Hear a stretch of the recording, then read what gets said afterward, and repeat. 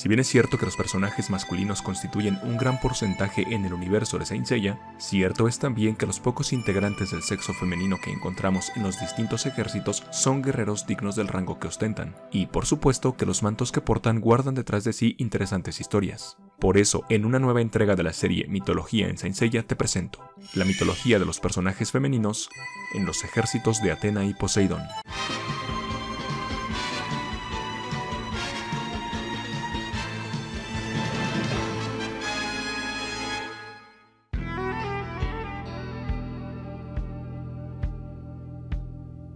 De acuerdo al mito, uno de los dioses olímpicos, Apolo, se enamoró de la mortal Corónide, hija del rey Flegias de Tesalia.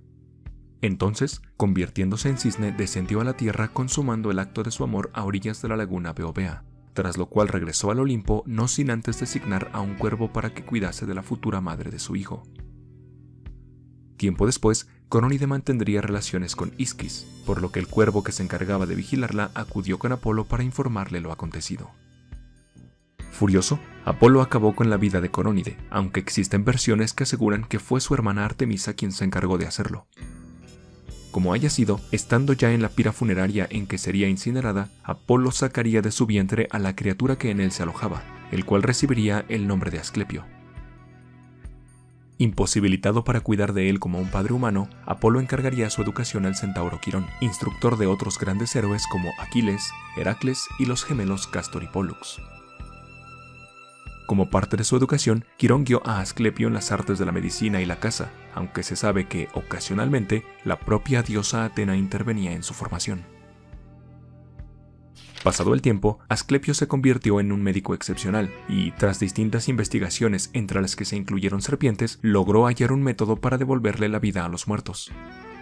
Sin embargo, esto no sería para nada del agrado de Hades, quien veía con muy malos ojos al hijo de Apolo, pues, según sus palabras, el inframundo se estaba vaciando a causa de las obras de Asclepio.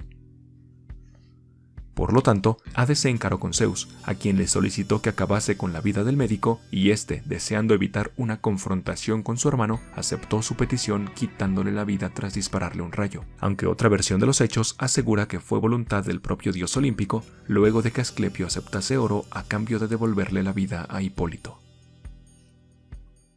Finalmente, y deseando apaciguar la ira de Apolo por la muerte de su hijo, Zeus ascendería a este hacia los cielos, convirtiéndolo en constelación, donde se le vería rodeado por una serpiente en alusión a sus capacidades curativas, constelación que, con el tiempo, llegaría a ser conocida como el Serpentario, portador de la serpiente u Ofiuco.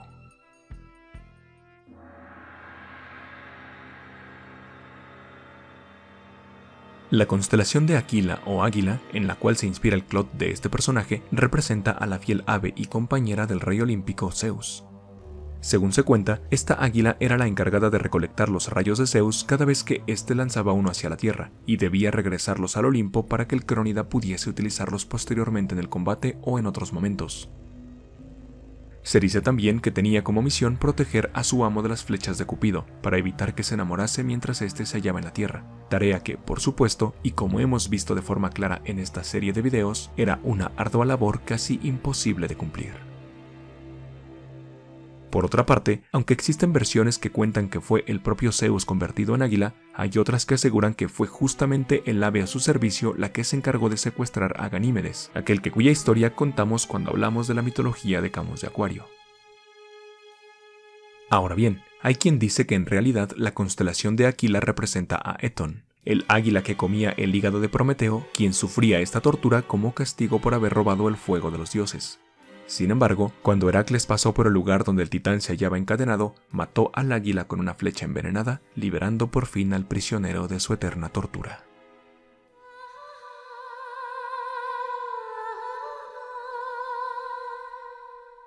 Para el caso de Tetis de Sirena, la mitología que la rodea aparece desde su mismo nombre, el cual puede tener relación con dos figuras mitológicas homónimas.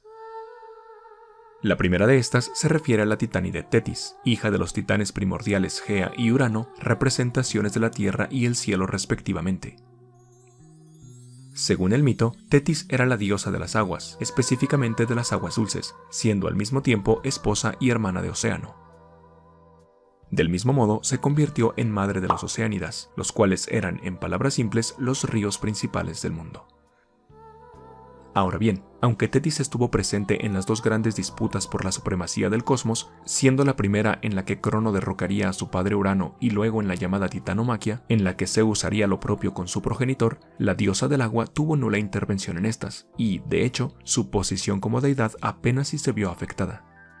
Es por esta razón que hay pocas historias que hablan de ella, aunque existen relatos en los que se destaca como protectora y consejera de Hera, quien, a posteriori, se convertiría en la esposa de Zeus. Por otra parte, se le suele confundir con la que muchos creen era ni más ni menos que su nieta, la Nereida Tetis, quien a su vez fue la madre del héroe de la guerra de Troya, Aquiles, y la cual, curiosamente, fue educada por Hera. Según se decía, Tetis había sido cortejada en su momento por el propio Zeus y el hermano de este, Poseidón, pero estos desistieron de su objetivo cuando se enteraron que, según una profecía, el hijo de Tetis sería alguien mucho más grande que su padre, y, no deseando esto, arreglaron su matrimonio con el mortal Peleo. Ya siendo esposa de este último, Tetis dio a luz 6 hijos. Sin embargo, intentando eliminar los rasgos mortales que heredaban de su padre, la Nereida los sometía a un ritual en el que lamentablemente terminaban perdiendo la vida. Con todo, cuando llegó el séptimo vástago, Aquiles, fue descubierta por Peleo en medio de dicho ritual. Entonces, Tetis soltó al niño y huyó para nunca más volver. Lo que ella nunca supo es que esta vez el procedimiento había dado resultado, por lo que su hijo se volvió invulnerable con la excepción de su talón, el cual estaba a punto de quemar cuando su esposo la interrumpió. Otra leyenda, en cambio, cuenta que la debilidad en el talón de Aquiles fue debido a que esta parte de su cuerpo no se cubrió de agua cuando su madre lo sumergió en las aguas de la Estigia. Tiempo después, y a sabiendas de que se había dicho que su hijo tendría una vida larga y aburrida, o gloriosa pero corta, y con la guerra de Troya avecinándose, Tetis intentó ocultar a Aquiles en la corte de Licomedes, disfrazándolo de mujer. Aunque, para su desgracia, el héroe terminó por acudir a la batalla en la que inevitablemente y luego de increíbles hazañas moriría a manos de París. Tras esto, Tetis emergería del mar junto con el resto de las Nereidas para llorar la muerte de su hijo, colocando finalmente sus cenizas en una urna dorada y erigiendo un monumento en su memoria. Respecto a la escama que porta este personaje, esta representa a la sirena, aunque de una clase diferente a la que alude el manto de Sorrento, ya que la de este último describe a las sirenas mitad mujer y mitad ave, mientras que la escama de Tetis hace lo mismo pero con mujeres pisiformes. De cualquier modo, todo apunta a que la única diferencia entre estas es justamente su forma, ya que, en realidad, ambas representaciones se muestran como criaturas que tentaban a los marineros con su música y voz melodiosa para hacer naufragar las embarcaciones, e incluso, en algunos casos, devorar a los propios navegantes.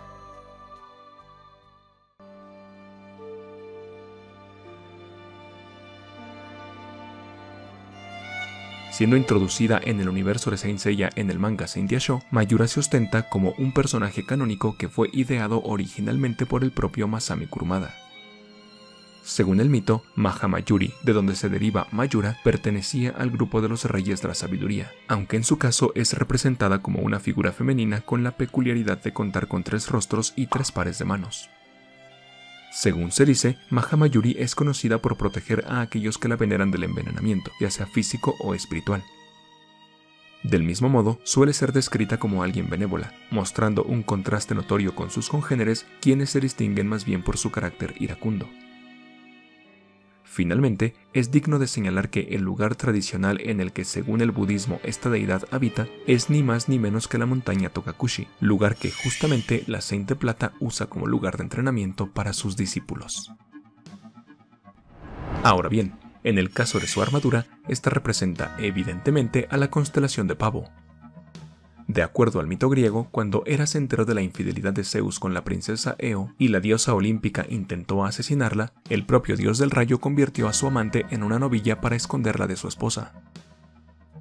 Con todo, Hera envió al gigante Argo para que la tomase como prisionera. Sin embargo, Zeus le pidió ayuda a Hermes, quien durmió al gigante de 100 ojos para luego acabar con él, y de este modo poder liberar finalmente a Io.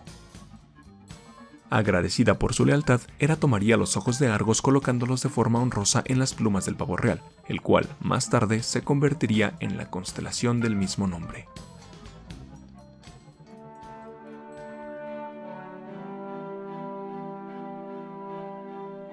Yendo un poco más allá del canon, pero manteniéndonos dentro de la línea oficial, aparece el santo femenino de bronce Arne de Liebre. A pesar de que la constelación de la Liebre o Lepus es una de las constelaciones antiguas, la mitología que gira a su alrededor es muy escasa. Aún así, existen dos historias que podrían justificar la llegada de la Liebre a la bóveda celeste. Una de estas afirma que dicha criatura fue ascendida al cielo junto al cazador Orión, ya que éste tenía como criatura predilecta para capturar justamente a la Liebre. Sin embargo, existe otro relato que habla sobre la isla de Leros, en la cual las liebres eran una especie inexistente. Cuando un visitante introdujo a una de estas en aquellas tierras, y luego de que ésta diera a luz a su camada, los habitantes del lugar quedaron fascinados con el nuevo animal. Lamentablemente, esto se convirtió en una tragedia para ellos luego de que, tras su rápida proliferación, las liebres acabaran con las cosechas. Para advertir de este peligro a las generaciones futuras, se erigió un monumento en el cielo, el cual justamente sería la constelación de la Liebre.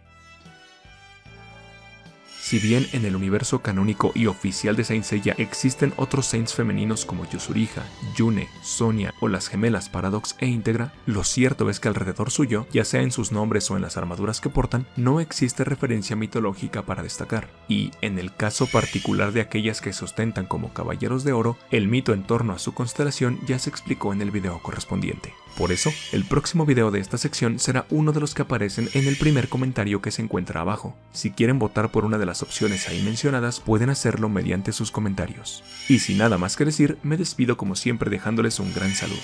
Yo soy Cal y nos vemos la próxima aquí en Star Hill, tu canal de Saint Seiya y anime.